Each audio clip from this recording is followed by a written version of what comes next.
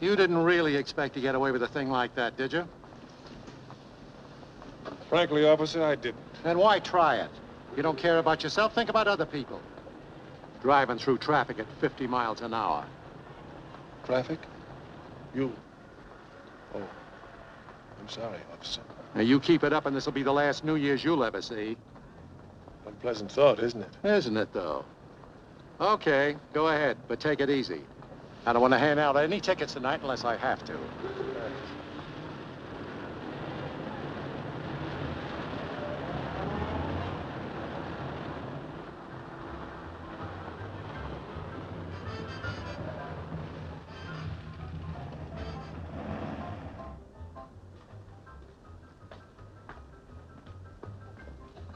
Well, Mr. McAllister, a letter for you, and a Happy New Year. Happy New Year, Mr. McAllister.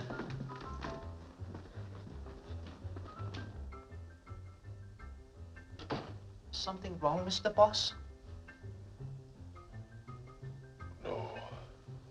You going to spend New Year Eve alone? Yeah. You want Chang to stay. Maybe mix drink. Keep you company. No, just close the door from the outside. Chang do something wrong? You wish him unhappy New Year? All right. Happy New Year, Chang. Good night. No hurry. It's all right. Chinese New Year not for a long time yet.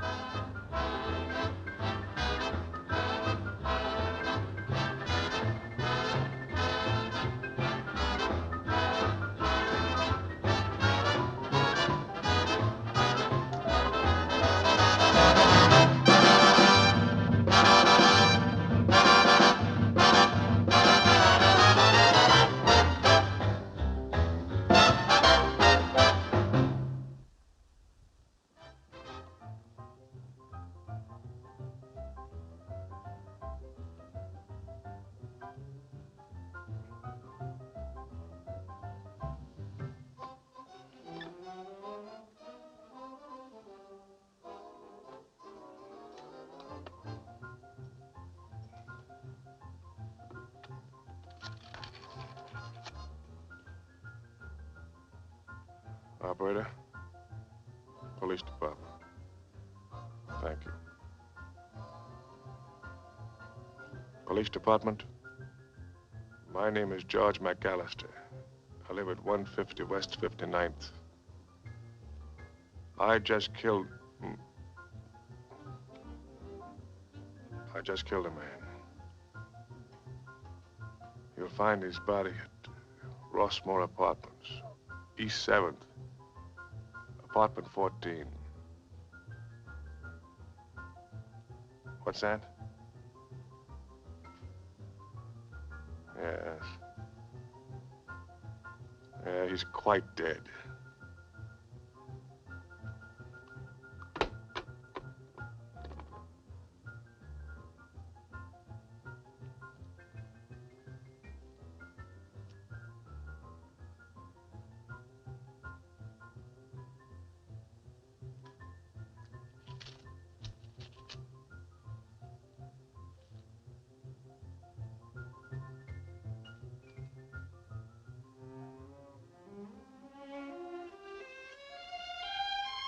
My dear George, I should have known sooner that the hate that you bore your half-brother must one day bring you to this point.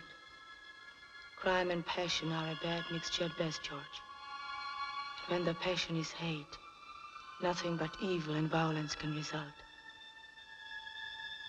It was shortly after Dr. Mitchell had pronounced his death sentence on your brother Barry, given him only a little more time to live.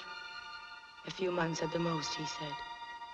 And sent him deeper into the seclusion of that place he called home. And deeper into the dark mood that seemed to find comfort only in that unhappy organ music of his.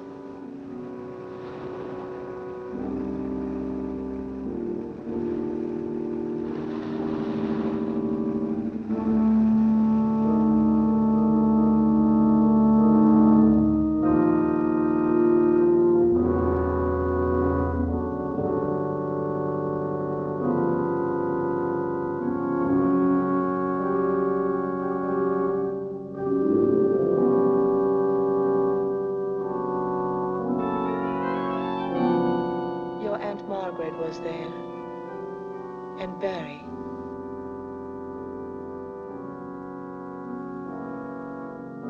And I, Carlotta Duval.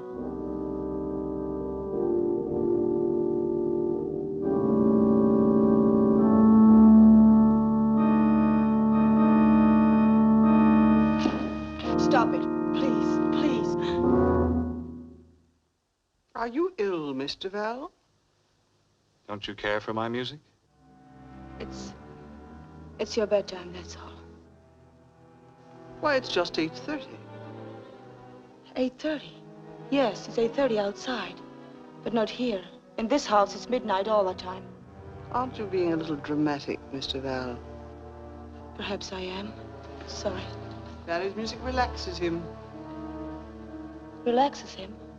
It's killing him. Miss Duval. Barry, my poor boy. So it is my music. I'm sorry, Mr. McAllister. That's all right. But why don't you like it? I don't like it for what it's doing to you. Those depressing dirges you call music are as ugly as what you're waiting for. The girl is insane. No, I'm not. But I will be if I stay here any longer. Just a moment, Mr. Duval.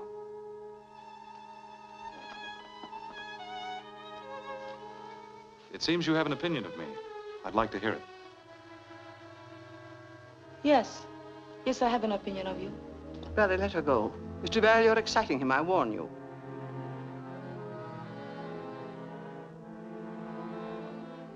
His pulse is very firm. And it'll take more than my opinion to get through that blanket of self-pity you've thrown around yourself. Self-pity? Isn't a dying man entitled even to that? A dying man? To be a dying man, you must first be a living man. You're not living. You have already abandoned life. I'm going to call Dr. Mitchell. I'll save you the trouble. I'll call Dr. Mitchell and ask him to send another nurse tonight.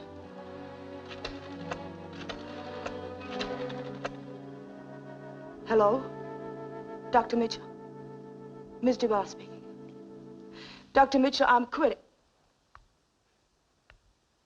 Hello, Uncle Joe.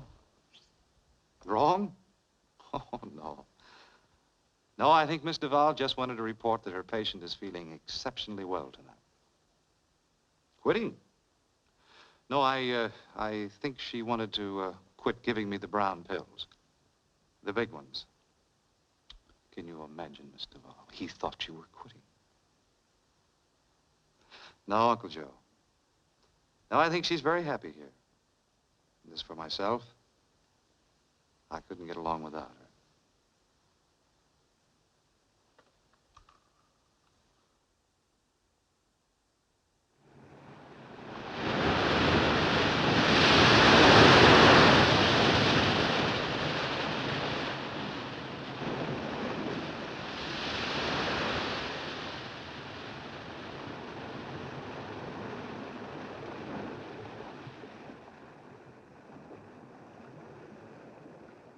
She's very happy here.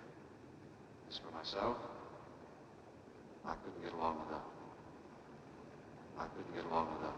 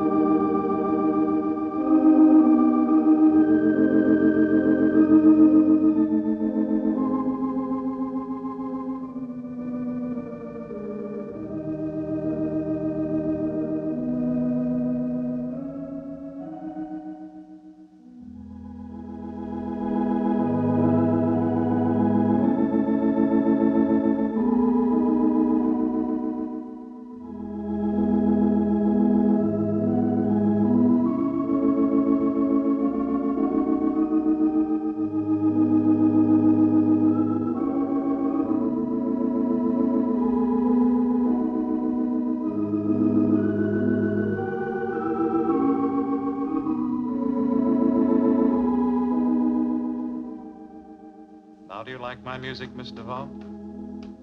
It's wonderful. But why aren't you in bed? I couldn't sleep. Then I did upset you. Yes. Yes, you did. I was thinking about you. There's one thing I didn't think about you, though. Of course, I didn't know it then. It was how lovely you would look coming down a staircase, wearing just that. But, Mr. McAllister, you're not supposed to. Not supposed to think about fair ladies and romance, Miss Duval? That's exactly what I was thinking about.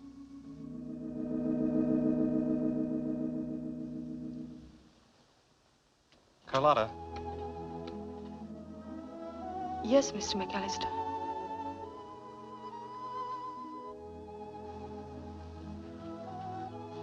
I know I haven't much to offer you except companionship, money, love. It's not much to trade for the happiness I know that you can give me during whatever time is left. Carlotta. Yes. Will you marry me? You poor man. Now you'll never know I would have married you if you hadn't been Bennett your name.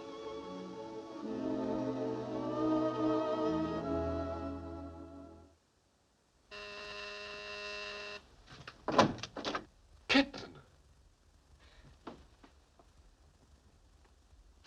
It worked, darling, it worked. You went for it. We'll be married Monday. Great. Where's the happy event going to take place? In his apartment here in New York? No, he wants to be married in the family chapel. Ah, you're wonderful. And I love you. Oh, it's about time you said so. Never doubt it. It was my lucky day when I met Nurse Duval at that French hospital. Nurse Duval. You know, you were the only good thing that happened to me in the whole war. It was my lucky day, too. Oh, it's good to be here. If I could only stay forever. Poor kitten, you're tired, aren't you? No, I'm not tired exactly. At least not from the work. It was the strain, darling. It took such a long time, I was about ready to propose to him. Wouldn't have worked. I know the guy. I bet when the icing burst till Miss Duval finally let him have that burst of temper, he fell off the organ bench. Practically. But I'm glad it's over. I wasn't joking when I told him I was going insane out there. I wouldn't mind a wife who was a little nuts, as long as she has a few $1 million. Come on. This calls for a celebration. Here, we'll drink to the future Mrs. McAllister. To the future which, Mrs. McAllister, huh? The Mrs. George McAllister, of course. Most certainly not the wealthy widow McAllister. Yet. Don't, George. What was that for? Well, I don't know. It's just that he doesn't seem so bad. Well, you better take another look at him. But out of respect for your opinion, I'll send the biggest wreath I can find to his funeral. Please don't. It's bad enough that our happiness depends on that. Is it our fault that he's got a body that doesn't want to stay wrapped around that penny-pinching, shriveled-up little soul of his any longer? No, of course not. And don't be angry with me, especially not just now when I have to leave. I'm not angry, kitten. But when am I going to see you again? It gets a little lonely up here. I'll see you as soon as I can. But, see that you stay lonesome for me. Don't go looking for a new company. Ah, kitten. You know your Georgie better than that. I certainly do know my Georgie. I'm just teasing. Hey, wait a minute. Maybe I'm the one that should be worrying. Just a little? No, darling. With me, you're my love. And Barry's my business. Trust me, I'll not mix the two.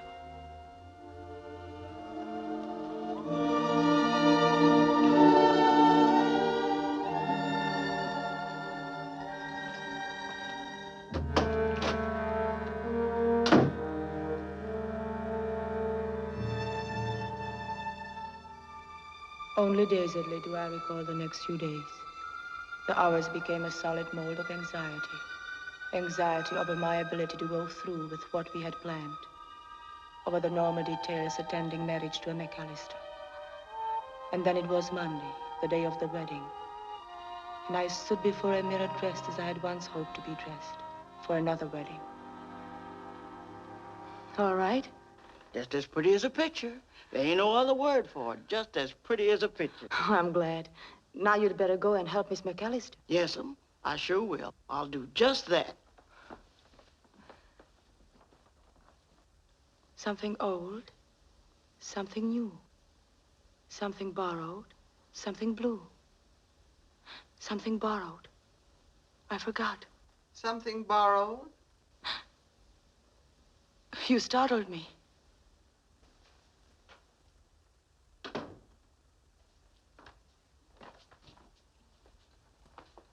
Would this be suitable, do you think?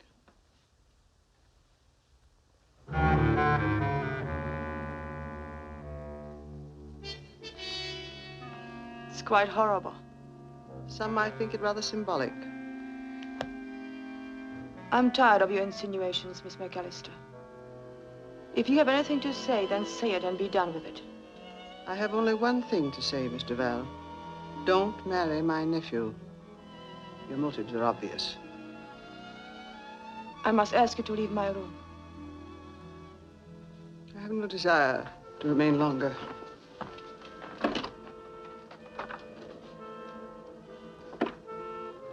After you have repeated our conversation to Barry, I imagine he will want me to move elsewhere. I'll not repeat it to him. And you may stay in this house for as long as you wish. I'm not afraid of you, Miss McAllister. That is a great mistake, Mr. Val.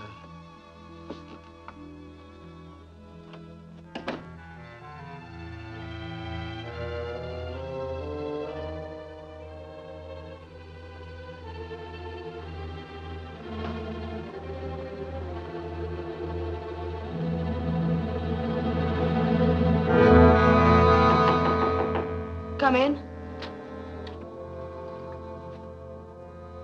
Yes, Doctor. What do you mean by that, yes, Doctor? Oh. Quite a bit different from the uniform I expected you to wear when I sent you out here. Haven't I seen Maggie, Miss McAllister, wearing this? She thought I should wear it. Something borrowed. Nasty-looking thing. Well, Miss Duval, I expect you know I didn't come up here to inspect the bride's wedding gown. I know why you came up here, Dr. Mitchell. Miss McAllister left no doubt in my mind that my marriage to Barry isn't meeting with general approval. So? I'll have to give you the same answer I gave her. Nothing is going to stop this wedding. You don't have to be antagonistic toward me, Carlotta. I didn't come here to tell you not to marry him. I just wanted to tell you something about this man you're getting. You see, I've watched him grow up in this world. And now I'm faced with the unhappy task of supervising his departure from it. No one can know how I feel about the job. Thanks, George. It's nice of you to help. And I thought it was nice of you to ask me to your wedding. Oh, but I really wanted you here. See, I figured that you saw the happy, eager look on my face, contentment in my eyes, might encourage even you to settle down. Abandon hope, my dear brother. I consider marriage settling up, not down. Payment in full for all the fun you've had.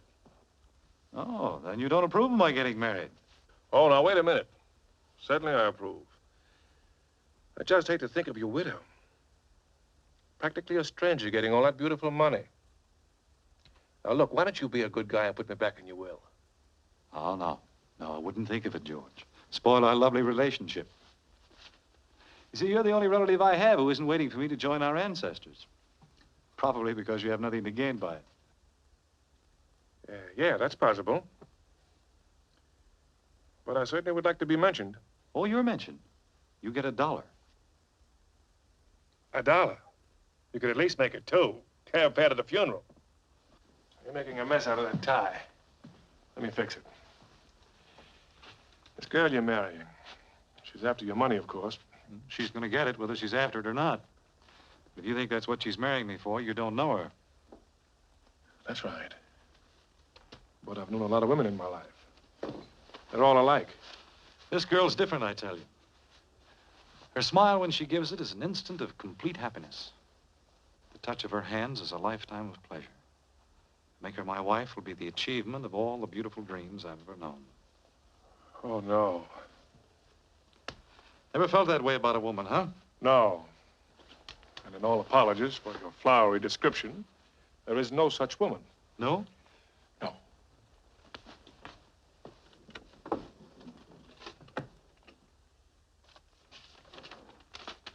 My dear Barry, well, it seems the bullet that got me in the leg was only making a detour and didn't have my name on it after all. But let's see. Oh, here it is. Listen carefully. She's a nurse. This girl is different, I tell you. Her smile when she gives it is an instant of complete happiness. The touch of her hands is a lifetime of pleasure. To make her my wife will be the achievement of all the beautiful dreams I've ever known. Ever heard those words before, huh? No. As ever, George. George who? You, Mr. McAllister. Oh, I memorized them. Thought they were so nice. Whatever happened to her, George? I don't know. Guess she must be kicking around Paris someplace. It's too bad you lost track of her. What was her name now?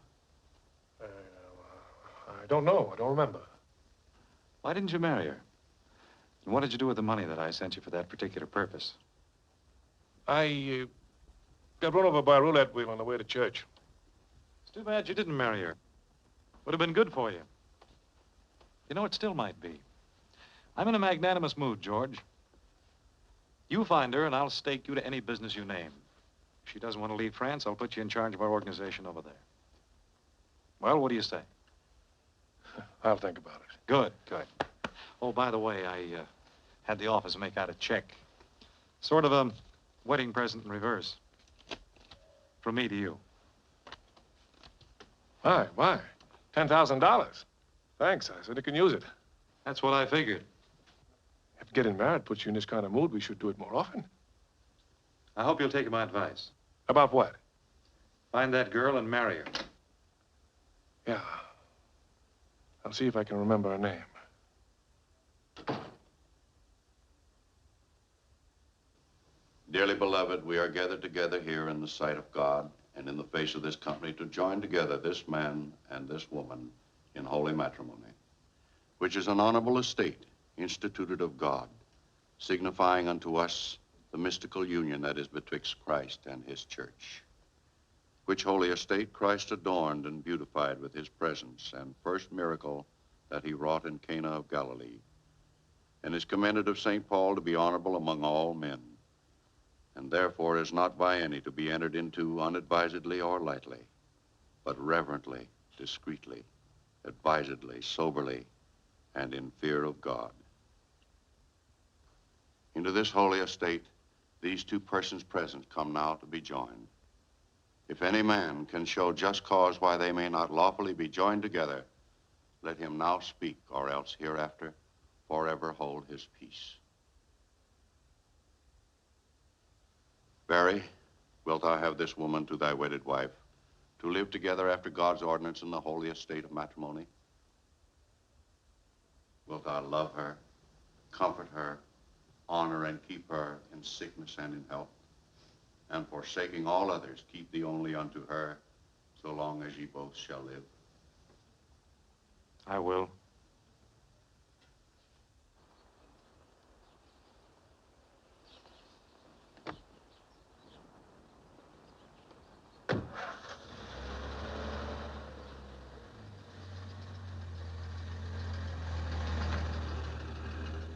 The Lord mercifully with his favor look upon you and fill you with all spiritual benediction and grace, that you may so live together in this life, that in the world to come you may have life everlasting. Amen. I wish you both much happiness. Thank you. Thank you.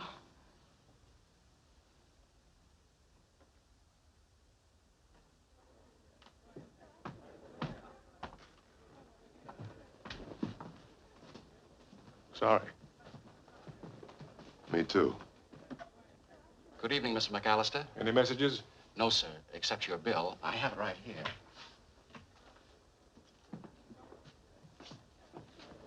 This includes the current month.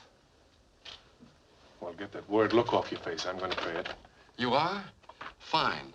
Although we never really worry about your account. I'll bet you don't.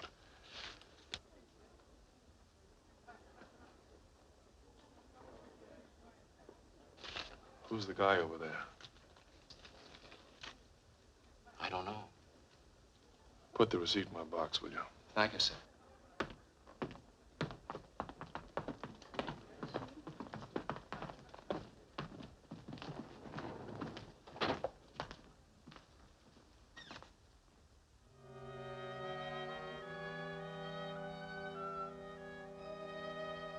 With me, darling, you're my love, and Barry's my business. Trust me, dear.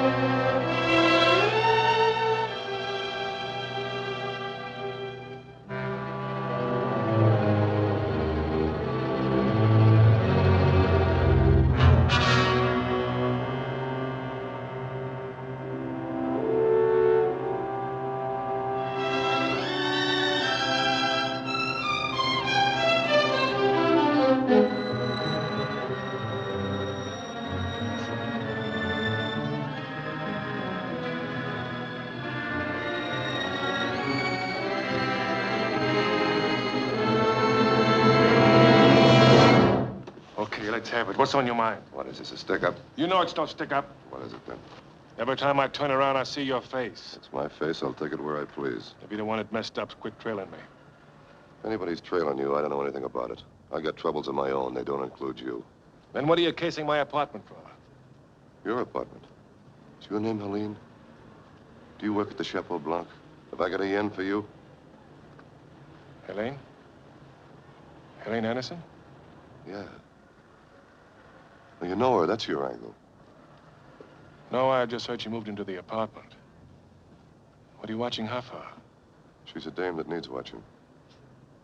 Girlfriend. Sometimes I wonder. I've been out of town a while. Checking up before checking in. Something like that. She wouldn't talk to me on the phone. Just waiting around to find out why. Oh. Say, I'm sorry I jumped you the way I did. I guess I'm a little nervous. Nervous? Yes.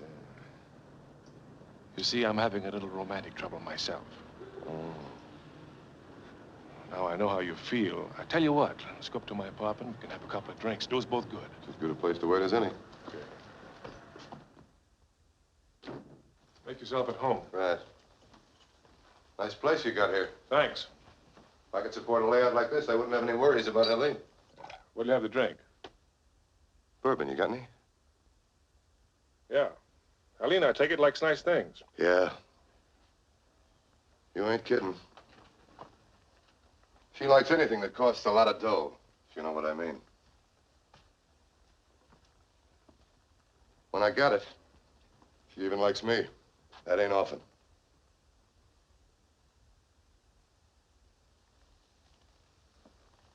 I don't know what kind of trouble you're having with that dame of yours. Bet she ain't two-timing you. What makes you so sure? Her face. This dame's got class. That's not the girl. That's not the one, huh? No. That's not the dame I saw coming in here a couple of days ago? And once before that? No. I haven't seen that girl since I left Paris. Oh. For all I know, she's still there. French dame, huh? Yes, that's right. That autograph. That thing she wrote on the picture. It's in English. Well, what about it? A lot of people in France write English.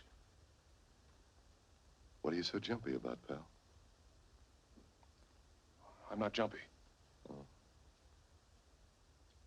What's keeping you from your torture? Oh. Married, huh?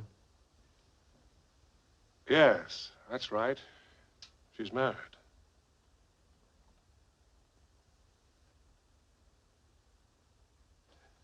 Say, Ernie, do me a favor, will you?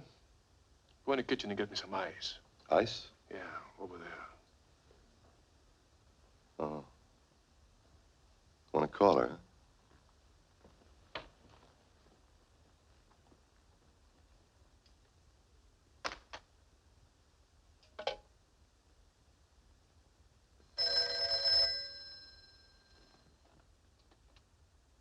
Hello? George, what are you calling for at this time of night? I just wanted to apologize for running away from the wedding and reception. Would you put Barry or my brand new sister-in-law on the phone? No. I'll give them your message. They've retired. I see. Good night, Aunt Maggie.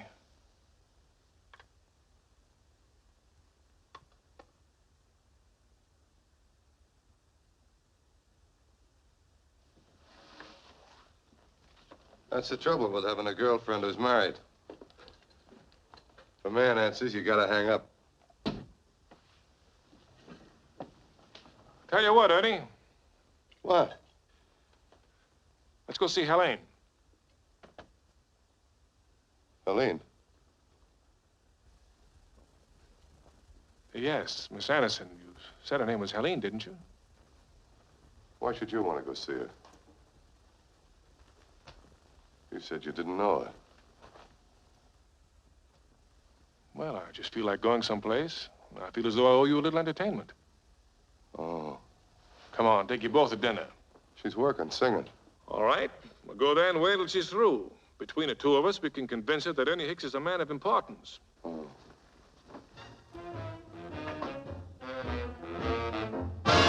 Love me or leave me, let me be lonely. You won't believe me, and I love you only. I'd rather be lonely than happy with somebody else. You might find the nighttime the right time for kissing, but it's my time for just reminiscing, regretting instead of forgetting with somebody else. There'll be no one unless that someone is you. I intend to be independently blue. I want your love, but I don't want to borrow. To have today and to give back tomorrow. My love is your love. There's no love for nobody else. Nighttime is my time, 'cause nighttime is the right time. My love is your love. There's no love for nobody else.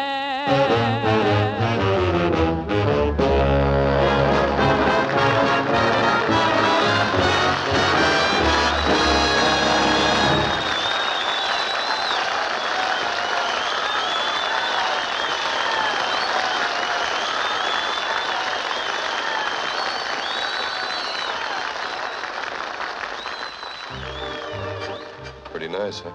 Very attractive. The way guys go for her, you can see why I gotta watch her. I certainly can't say that I do. She had a nice big smile for you. That was for you. Gold cufflinks you're wearing and the good stuff in that suit. She'll tell you the price of both of them from 50 yards away. Ernie, you're bitter. You think she'll join us? After one gander at you, there's no doubt about it.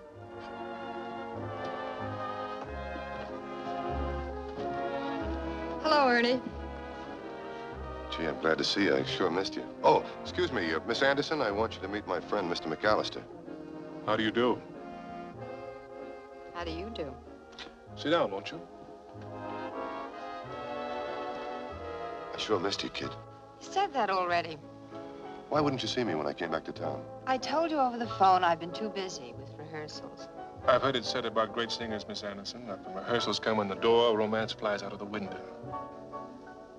Or was it vice versa? Yes, I guess it was vice versa. I guess. Anyway, it's nice to have you join us.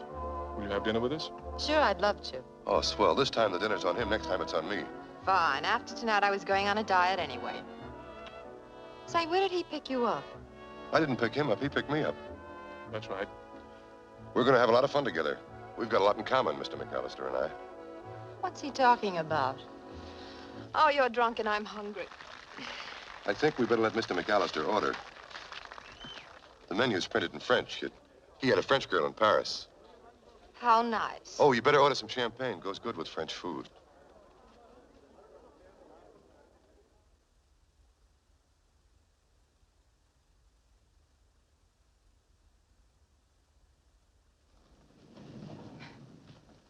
Thank you for a very pleasant evening. It's been fun, especially meeting you.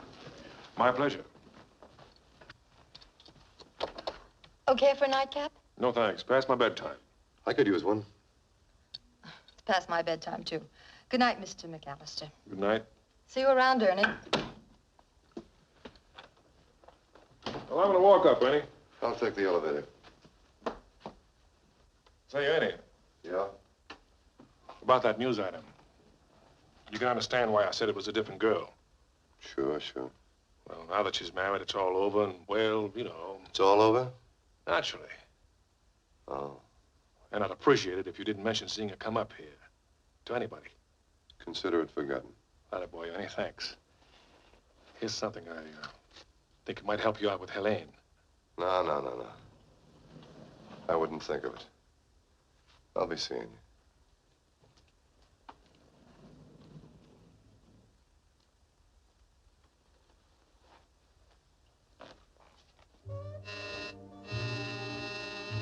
Who's there?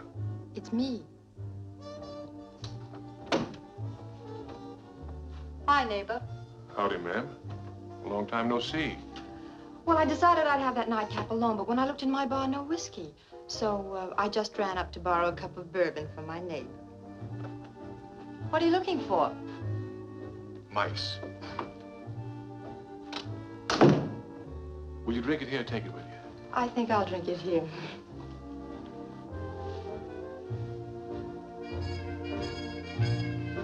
I've been wanting that all evening. Couldn't wait any longer. Me too. Really? Really?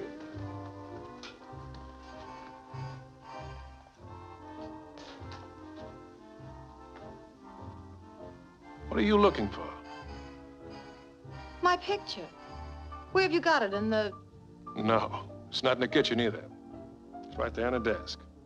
I just left it there till I got a frame for it. I forgive you.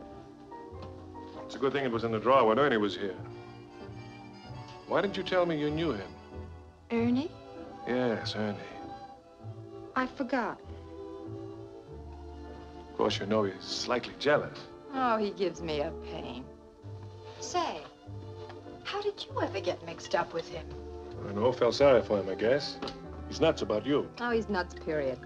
But he's a troublemaker, and if you take my advice, you'll brush him fast. So?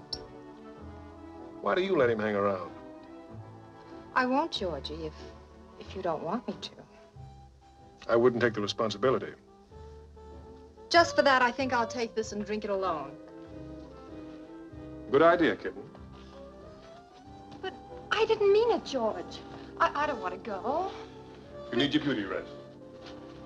Good night, kitten, and happy hangover.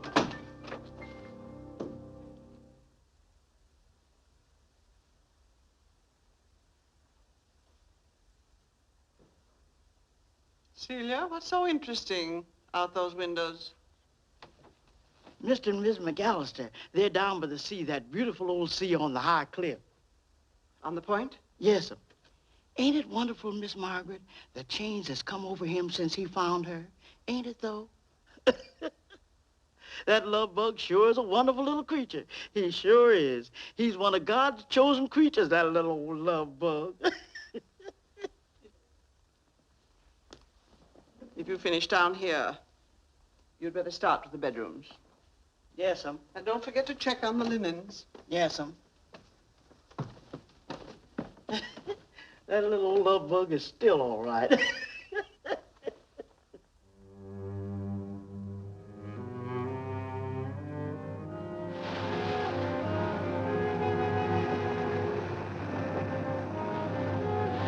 Barry, please, not so close. It frightens me. Don't worry, I'll be careful. Fall down there didn't kill me to climb back up wood. Then step back a little. You love this.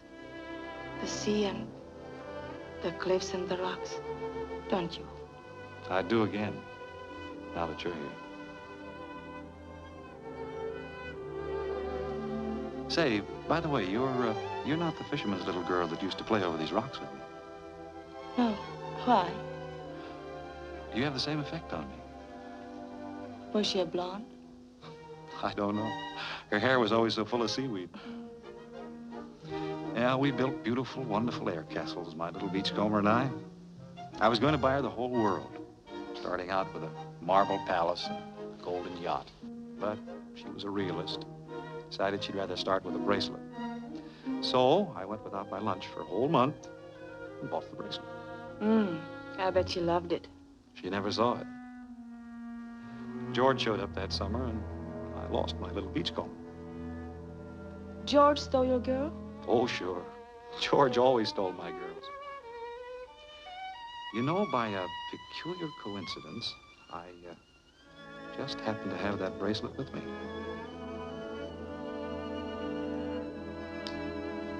Wear it, darling. It's wonderful to regain something you loved and lost as a child. You know what I mean? Yes. Yes, I do. How? Because of Henry. Oh, you had a little boyfriend, huh? No. French poodle. I hated the taxi cab that killed him. No wonder you dislike George for taking her from you. Dislike George? Whatever gave you that idea? I don't know. I thought... Because he's shiftless and lazy, plays too much and works too little? Because he took my girls away from me? For that, I should dislike him. Oh, nothing of the sort. I've always liked George. He's got away with him. Oh, I've always tried to get him settled down. Almost succeeded once. When was that? When he was overseas. Got a bullet in his leg. Fell head over heels in love with the nurse that took care of him. Wanted to marry her. At least that's what he wrote me. Of course, I'm always meddling in George's affairs. Even on our wedding day, I offered to set him up in any business he'd name. If he'd find that girl and marry her. He wouldn't, I suppose. Nope. Same old George. Couldn't even remember her name. Oh, darling, you're getting cold. Here I am boring you with the family skeleton. Come on, I'll take you back to the house. Oh, Barry, I've been thinking about your New York apartment. I'd like to fix it up a bit in case we get to use it more often. Well, that would be all right, but... You'd rather I didn't? Oh, no, of course not. Go ahead and do it if you'd enjoy. I'll have Hammer bring the car.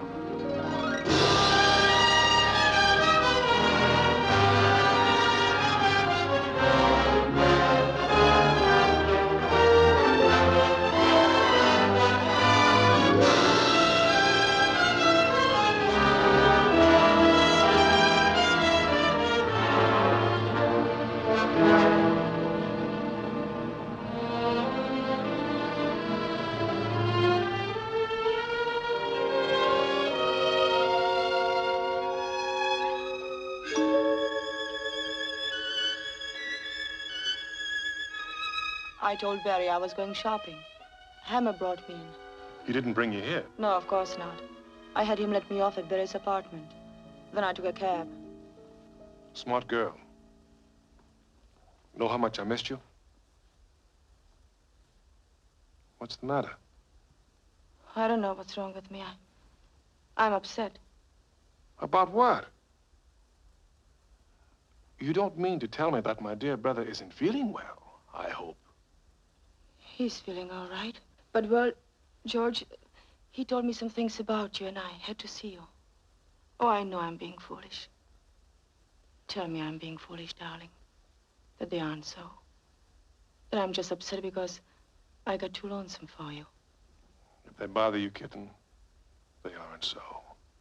He said you wanted to marry me in France. You? Well, he said a nurse in France. I knew he meant me. Well, say that's so. If I hadn't been broke... But he sent you money. So what? Then he did send you money. Yeah, he sent a little. But why didn't we get married? What did you do with it? I don't know. Bought you some poses or something, I guess. Wasn't enough to think about. But we didn't need much.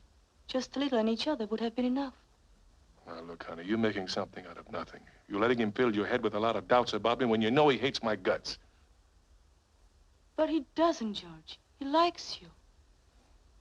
Look, honey, I've known him a lot longer than you have. He doesn't hate you, George. He doesn't. All right, kitten. All right. Anything you say. But you gotta let me run the show. Have I ever steered you wrong? No. No, of course not. Then you gotta trust me. Will you? I do, of course I do. It's just that it's more difficult than I thought it would be out there. I know. It isn't exactly easy in here either. But you mustn't doubt me. Forgive me, darling. I'm just confused. And I better be going. You want to go? But I've got to.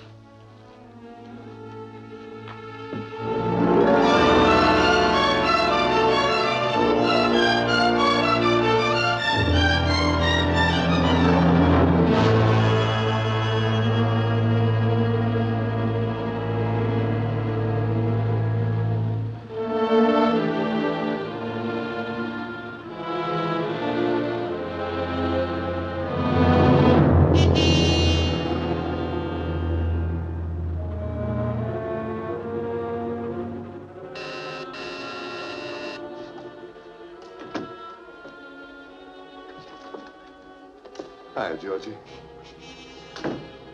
Look, Ernie, I'd like to have you stay, but I've got to change and go out. I won't interfere with your dressing. Got something I want to talk to you about. All right, what do you want to talk about? I'm in a hurry. Going out, huh? Yeah. Oh. Well, what is it? How many bedrooms you got here? One. Oh. Is that your idea of something important to talk about? Thought I might move in with you. Second thought might taste a little snappier than this. What makes you think I'd let you move in with me? Well, seeing as we're in business together, I figured we might as well live together. Since when are we in business together? Since your brother's wife parked her car in front of your brother's apartment downtown and took a cab up here, I wouldn't if I were you, Georgie. I should have spotted you for a stinking blackmailer the first time I saw you. I wasn't a blackmailer then. You'd almost say it was your idea. What was being followed? That and Helene. Helene? She won't have anything to do with me. Seems she's got a yen for somebody else. I can't help you there. No? No. Oh. I think you can. When I got money, Helene feels different towards me. I don't get you. I offered you some money the other night. Why didn't you take it? Small money, Georgie. Small money. You know, the minute I laid eyes on you, I knew I was in business. Big business. That shocks you, doesn't it? You'd be amazed how talkative the servants are out at your brother's place. Why didn't you tell me you only had a couple of months to live? Or maybe less now that he's married to your Carlotta.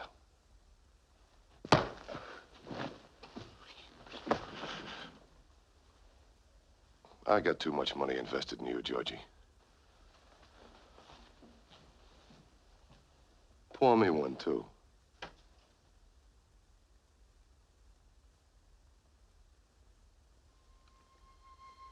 My mind was a welter of confusion after leaving your apartment that afternoon. It was the first time I had ever really doubted you, George. But I doubted myself, too. And I was frightened as I approached the house.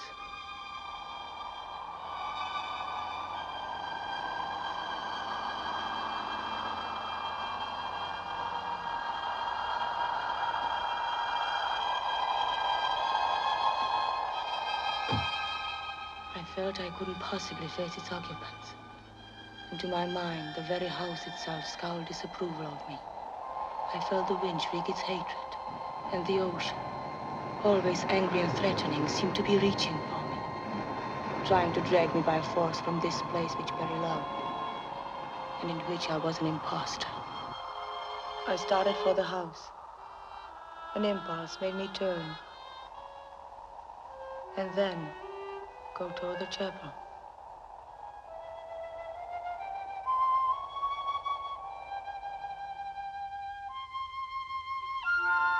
As I stood inside the door, I looked at the place where we were married, Barry and I. Then I seemed to hear bells.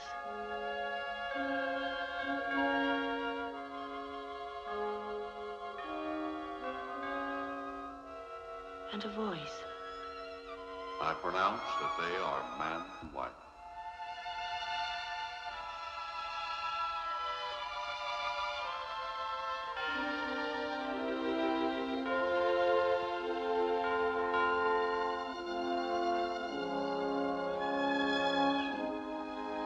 I knelt there for a long time, but peace would not come to me. I am sure that if I prayed, my prayers were so confused, I wondered if even God could understand them. I was about to leave when there was an awful crash.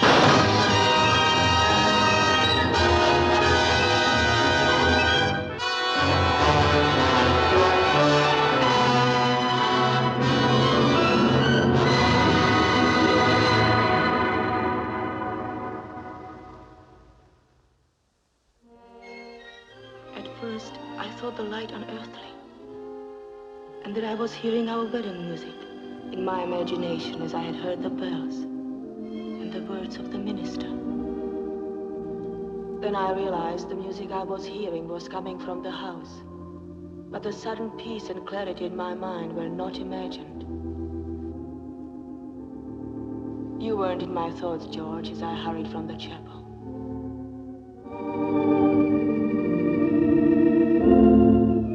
I went through the doorway of the house, my house, and for the first time it welcomed me. It was then I knew I had to tell Barry about myself. The thought, instead of frightening me, brought me comfort. Please don't stop.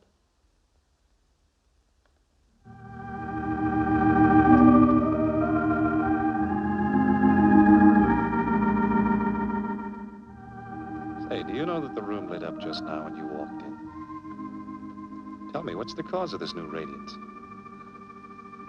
Clear conscience. A wife with a clear conscience? I never heard of such a thing. It's the clear conscience I'm about to have. Barry, you really don't know much about this new wife of yours. Doesn't that ever bother you? No. Say, what is this, a confession? Yes.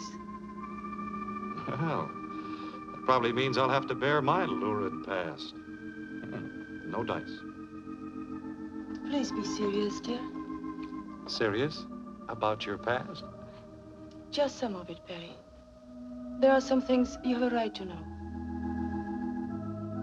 You may not like me quite as much or at all. But that's a chance I have to take. I don't think I could live with myself if I... Say, you are serious, aren't you? Yes. Carlotta, I know about you. You know what? All that I want to know. All that's important. You see, darling, every man has a picture of the woman he loves. Mine is a picture of a pretty little girl that grew into a lovely young woman. Put on this earth for the sole purpose of bringing happiness into the life of Barry McAllister.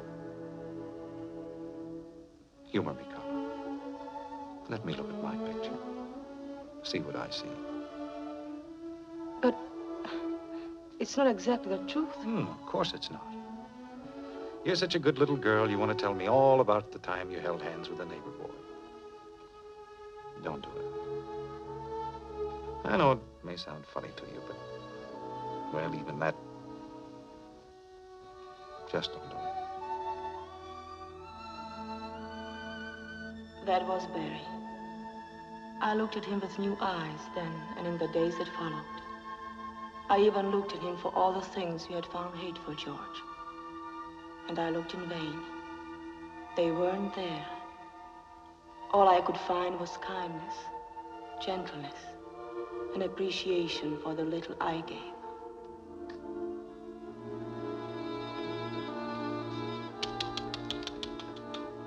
What are you clucking about? Hotel service, very bad, very dusty. Well, you've done all the dusting up here. Finish it up and get out, will you? Yes, sir, all finished. Wait a minute.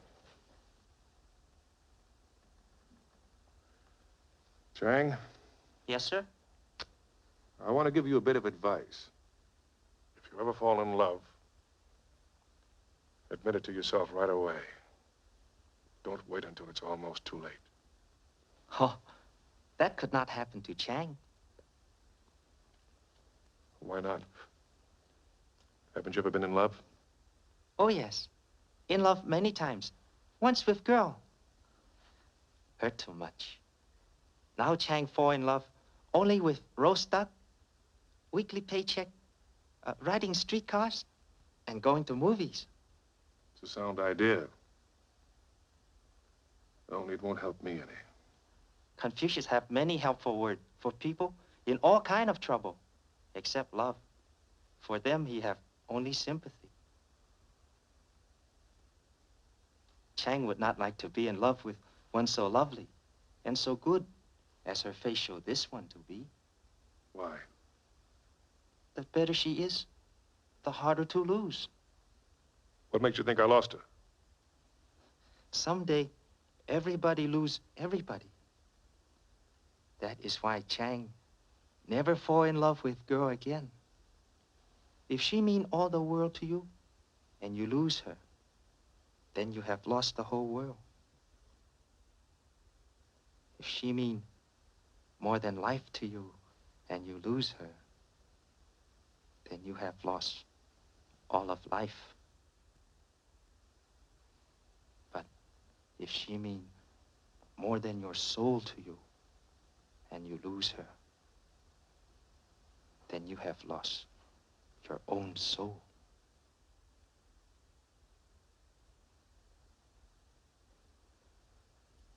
Confucius say that? Maybe Confucius. Maybe Walter Winchell. Chang remember only the words. I go. Oh, I'll get it.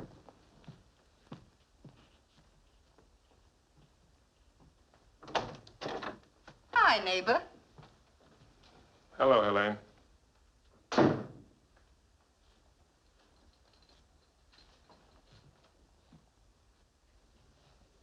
Confucius would be much confused. You shouldn't have come today. I'm in a stinking mood. Good. I'll get stinking with you. I don't mean drunk. I just don't feel like entertaining anybody. Well, then I'll entertain you. Come on. Tell the neighbor lady what my big baby's sulking about. I am not sulking. I just feel like being alone. Can't you understand that? Ooh, you really are in a nasty mood. But I don't mind.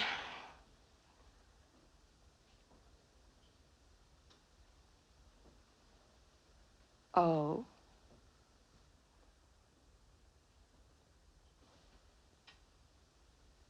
So this is the reason my picture stays in the desk drawer, hmm? Don't be silly. That's only a girl I knew a long time ago. Don't you be silly. I read the social columns as well as the funnies, dear. This picture isn't as good as the one in the papers when she married your brother. All right. So she's my brother's wife. What's wrong with that? For George, with all my love. A very chummy family, aren't you?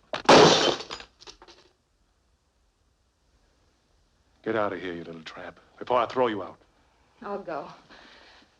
And I'll remember what you called me, too. And while you're at it, remember not to come back. George, I didn't mean anything. I want to stay. Well, I meant it. Darling, please try to understand. I was jealous and, well, you're the one guy that never called me a tramp. Well, beat it if you don't want to hear it again from the same guy. Oh, you'll be sorry for this, George.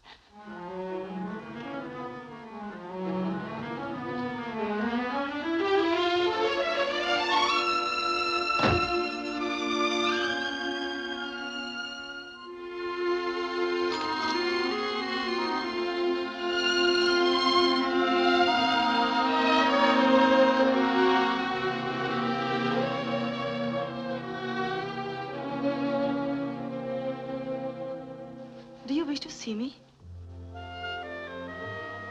Yes. Elaine Anderson's the name. I don't believe we've met before. No, we haven't. But we have a mutual friend, and I thought we should know each other. A mutual friend? Yeah. Georgie. Georgie. You mean George McAllister? I don't mean George Washington. Perhaps, Miss Anderson, you'd better tell me just why you're here. Sure, why not? I just came up to tell you that Georgie is all yours. Or didn't you know we'd been dividing him up to now? I still don't know what you mean. Oh, snap out of it. I know you're French, but you've got a pretty firm grip on this country's language. It's too bad you don't know more about the men. He's a stinker and you can have him. Is that plain? George is my husband's half-brother. I'm not interested in his personal life. Half-brother. That's all, hmm? Yes. For George, with all my love, Carlotta. Oh, and I hope you forgive me. I broke the glass in the picture. Oh. So this is blackmail, then? No, it isn't blackmail. It's just that I want to see a few other people get what's coming to them for a change. And I intend to do it, too. Carlotta. Oh, I'm sorry, darling. I didn't know you had company. That's all right, dear. This is Miss Anderson, my husband. How do you do, Mr. McAllister? How do you do? She, Helene, just learned where I was living, and... I figured she'd be very happy to see me. An old friend, eh? Fine. Are you a nurse, too, Miss Anderson? Why, You might say that we've taken care of the same patients, Carlotta? Yes. Good. I wish more of her friends would come. What's the matter, darling? Aren't you feeling well? You look pale. Pale? How is your imagination, dear? Just the same, I'd better have Dr. Mitchell take a look at you the next time he's here. Well, I imagine you girls have a great deal to talk about, so... Yes. Yes, I could talk all day. Well, I'll be running along then. Goodbye, dear. Nice meeting you, Miss Anderson. Come see Carlotta again real soon. Please do.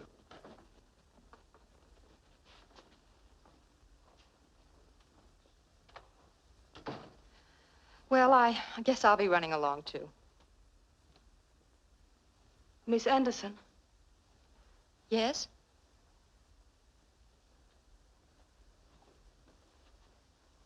Thank you. For telling you about George? No.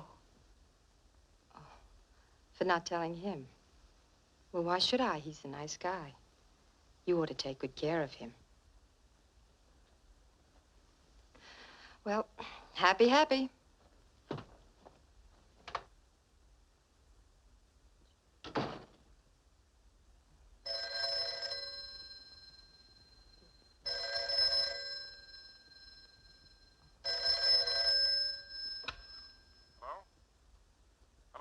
Hello?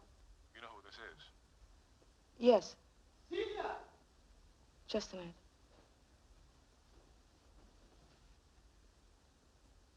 Yes, George. What do you want? Where have you been? Why haven't you talked to me? Why haven't you been in town? I've been busy. This is dangerous and foolish. I know it's dangerous, but I've got to talk to you. This is important. We're in trouble. You must, Carlotta. It's important. Why not this afternoon? No, it's impossible. No, I can't. I can't talk anymore. All right, I'll try. Yes. Yes, tomorrow afternoon. Yes. All right. I promise.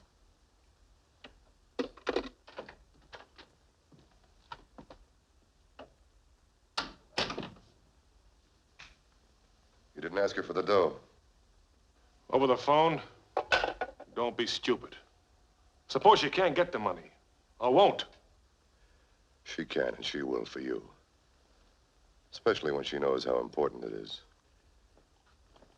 Why do you have to have it now? Why can't you wait? It's Helene. All of a sudden, she's changed. She came back to me. Do you understand that? I told her I was coming into some dough. An inheritance, I said it was. She agreed to marry me right away, tomorrow. Then we take off on our honeymoon. You better get me that dough, George. Fast. I'll see what I can do. I can't promise anything. Oh? Maybe I better contact her direct. Wait. I'll get it.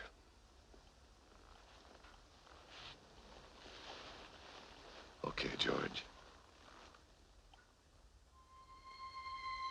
Your call upset me. But I was certain your plea of trouble was simply an excuse to see me. I had no intention of keeping my promise to visit your apartment the next day, Christmas Day. I was determined not to see you again. I never wanted to. Come in. How pretty you look. Merry Christmas, darling. It's not Christmas yet, silly. It is for you. I want to give you a present. But why don't you put it under the tree? I can't wrap packages, especially this one. Henry.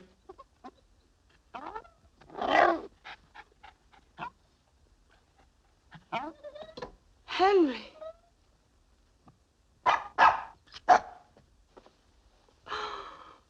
Barry, you remembered. Oh, he's a darling. He seems to think the same about you. Oh, another thing, darling. I invited George out for our little Christmas Eve party. George? He called me at the office. Seemed kind of lonesome, so being Christmas and everything, I asked him out.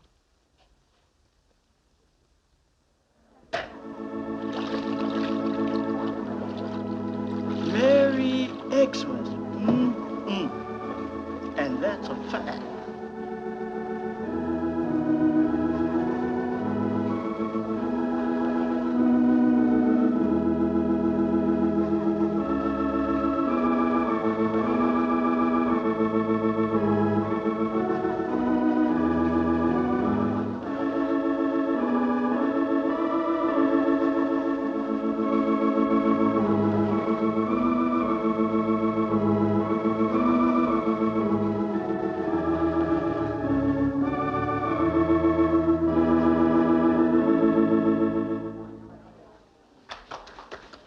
Thanks. I know you play Reverend McDonald. You must have a number that'd be appropriate. I sure have, and it'll be a pleasure. Good.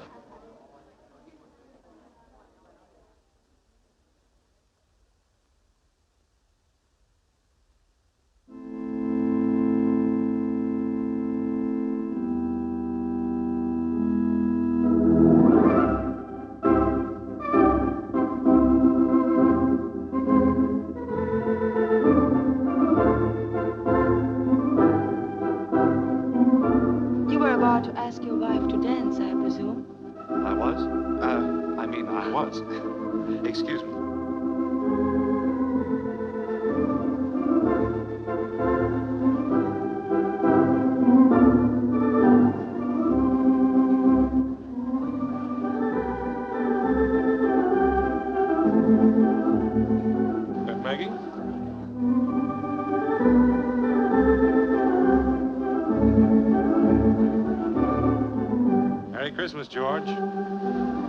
Christmas if you let me dance with your wife. Now, Maggie, steps on my feet. You're so gallant, George. You can step on my feet for a while, darling.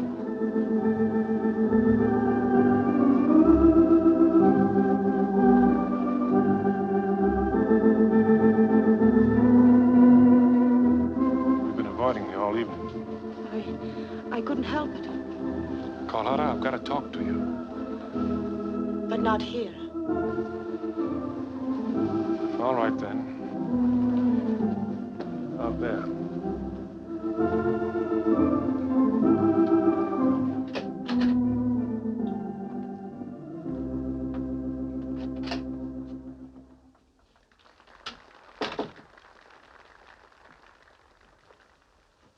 No, don't, please.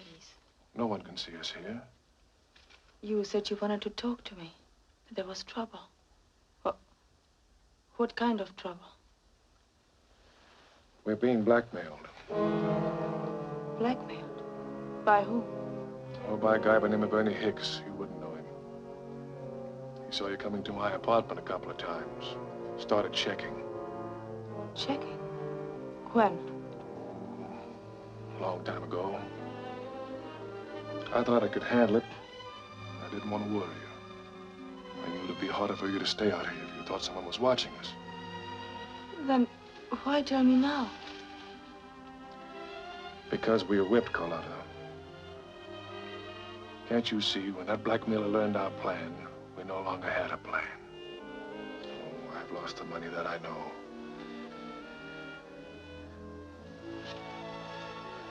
But I don't want to lose you, too.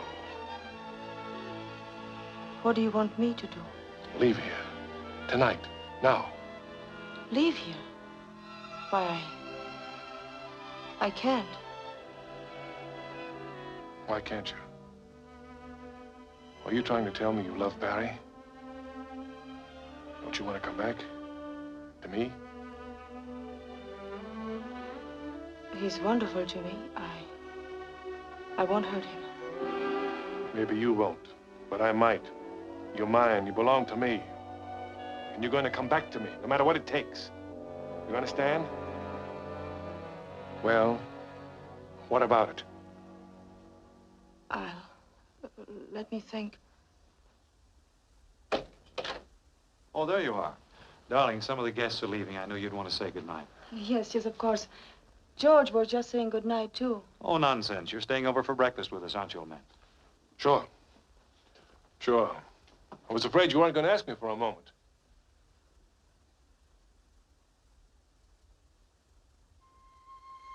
I couldn't think of going to sleep. I knew the thoughts that were going through your head. And I was afraid of what you might do to Barry. The last vestige of my regard for you died when you told me of the blackmailer. For you were the only blackmailer, George. You were trying to blackmail me into returning to you. Your words kept hammering in my head. Maybe you won't, but I might. You're mine. You belong to me. And you're going to come back to me, no matter what it takes. You understand?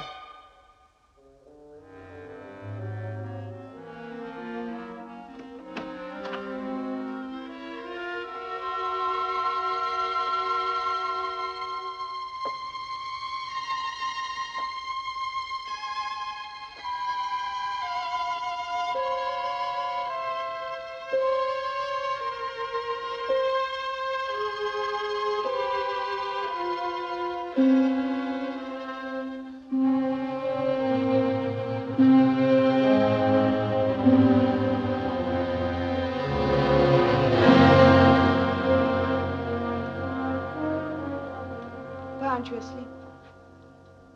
Because I'm not sleepy. Why aren't you asleep? Oh, I know. You couldn't without kissing little Georgie goodnight. I was nervous and worried. And you had to kiss little Georgie goodnight, didn't you? Yes, that too. George, do you still carry that gun with you? My little baby? Why, sure. Every place I go. Let me have it. Why? I'd like to keep it for you. Mm-mm. I'll give it back to you tomorrow. Really, I will. You worried about Barry? I just don't want anything to happen to either of you. You're in love with him, aren't you? Oh, George, why don't you go to bed? I want a straight answer. Are you in love with him? Well? No. No, George. That's good. Because if you had fallen in love with him, I don't think Baby here would like it very much. But it's silly of me to think that you could fall in love with anybody else. There's no one quite like Georgie. Don't drink any more, George. Please go to bed. You do want to come back, don't you?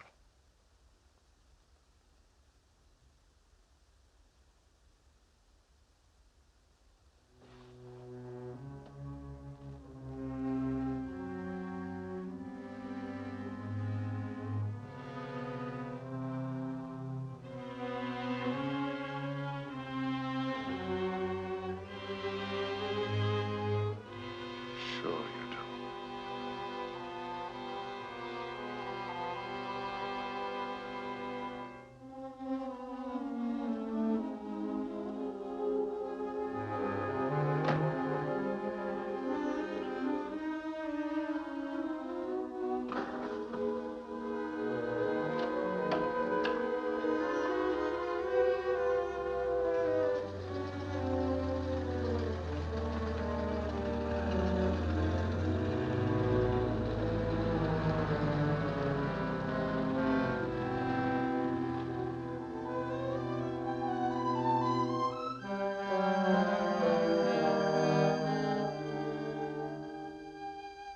The next morning, my decision had been made. I suddenly realized that you would kill him before you would give me up. But I was returning to you without my heart and soul. I waited until Barry left and then wrote him a short note. I couldn't tell him very much. Certainly not the truth. Not after he had said, You're such a good little girl, you probably want to tell me about the time you held hands with a neighbor boy. But don't do it. Oh, I know it may sound funny to you, but, well, even that, just don't do it. and so I blamed my own weakness as a person unable to find happiness and asked him to forgive me for running away. For he is such a good man, Father. You understand why I must do this to him. Comfort him and make him strong and well. And bless him, Father. Bless him every minute of every day.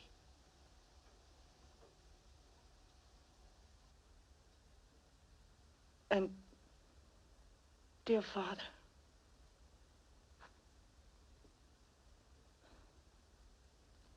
help me just a little bit too.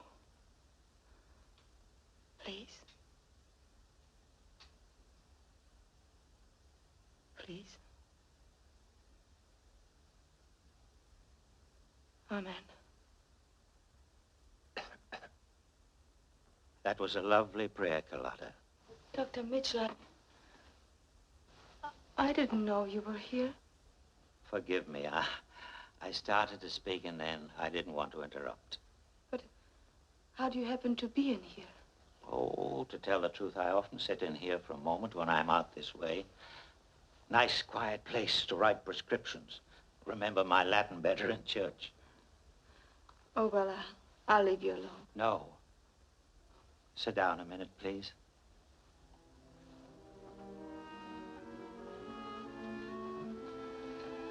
I was going to the house. I wanted to talk to you about Barry. He isn't worse. No. You must have prayed for him many times before, Carlotta, because he's much better. Much better. I'm so glad, Dr. Mitchell. Are you? Of course I am. Well, that's funny. Because when you were praying up there a minute ago, I almost got the impression you were leaving him, going away. Why, Carlotta? I thought you were happy here. I thought you meant this marriage. There are reasons, Dr. Mitchell. You don't know. I can't tell you. I know you've done wonders for your husband. What else don't I know? Dr. Mitchell, for many years, George and I know. I know about you and George. You do? Quite a while. A doctor has to know a bit about his favorite nurse. But why didn't you say anything before? Why? I considered it, yes. I was just about to speak up when I looked at Barry's face and I realized he had found the medicine he needed. And, well, I love Barry as my own son. Dr. Mitchell, I'm so confused. You see, I love him too. Then why are you going back to George? He's desperate. I'm afraid of what he might do to Barry. Did he threaten you? Yes. Ah, he'd carry it out, too. Well, that leaves just one thing for you to do. What? Uncle Joe's going to recommend a sea voyage for his patient with his wife. Take him away, Carlotta, for 6 months, a year, 10 years if he's having fun. The Queen Elizabeth sails New Year's Eve. Be on it. With Barry? Is he well enough? For his honeymoon?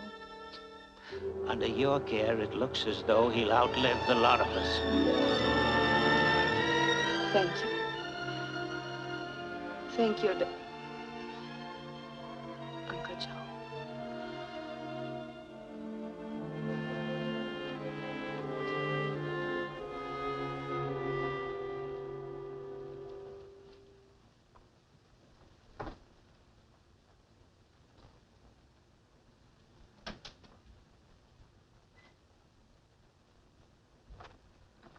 What are you doing here? I was merely making sure that Celia cleaned properly. I'm taking care of Barry's room. I thought perhaps you were leaving. I was never more sure that I'm staying.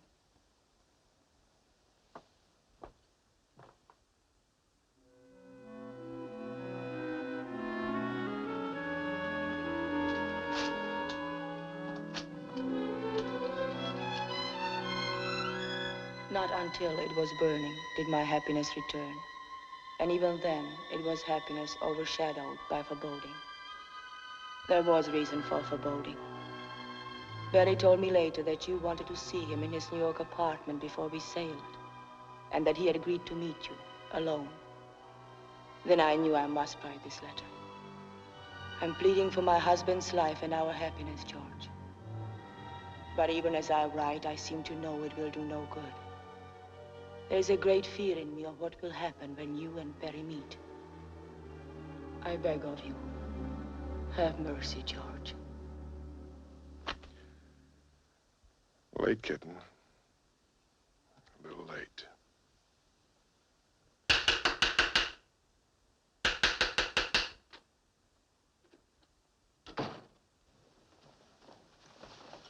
You all right, Mr. McAllister?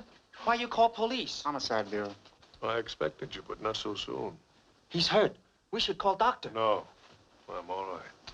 We found that guy. You were right. He is quite dead. Hey, can't you see? He's sick. You're not kidding. He's sick, all right. Got a bullet hole clean through him.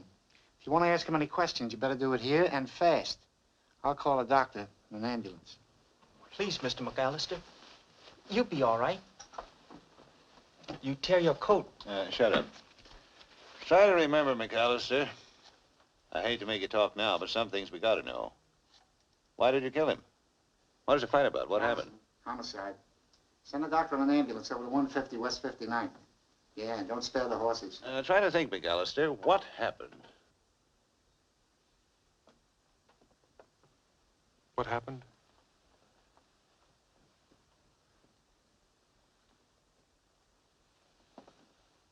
I tore my coat.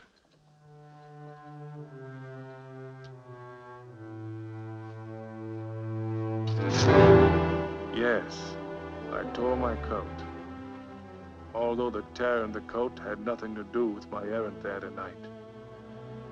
I wasn't thinking about anything when I stepped into that corridor except the job I had come there to do. He crossed me for the last time.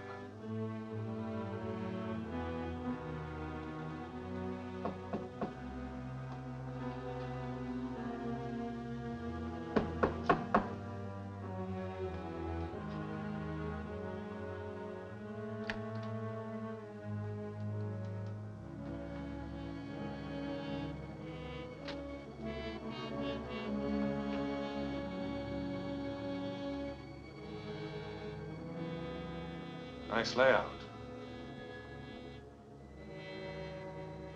I got it for Helene. You're giving me the dough to pay for it. Money? I didn't bring any. I told you tonight was the deadline. I wasn't kidding. I know, pal. But things have happened. Our plans have changed a bit. My sense of humor ain't so good tonight. My plans haven't changed. Now quit stalling. Give me the money now. I'll have to swim for it. Mrs. McAllister and her husband are sailing tonight on the Queen Elizabeth. To be gone a long, long time. Oh.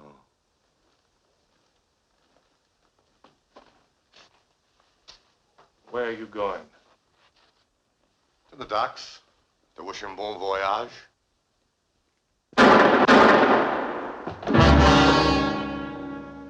Bon voyage, honey.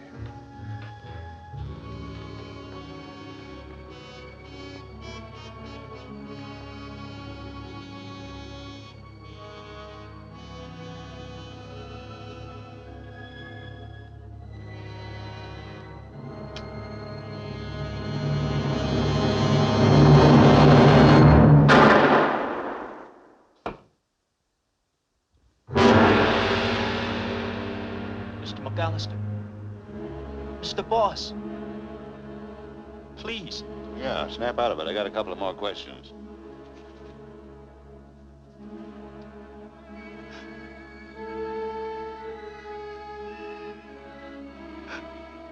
No, please.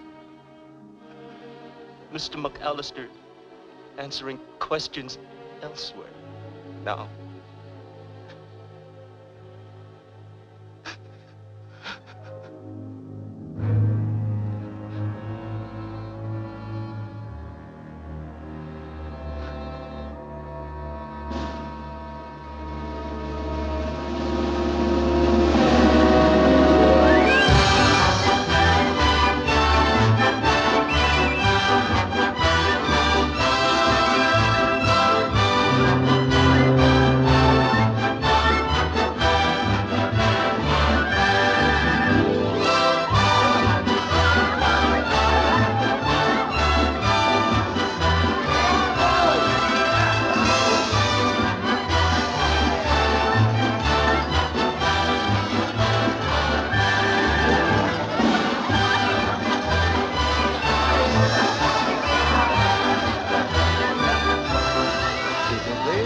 Mr. and Mrs. McAllister?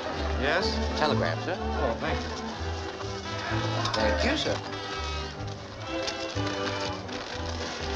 What is it? Same old George. You'll never change.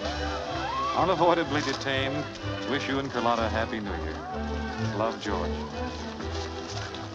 Happy New Year, darling.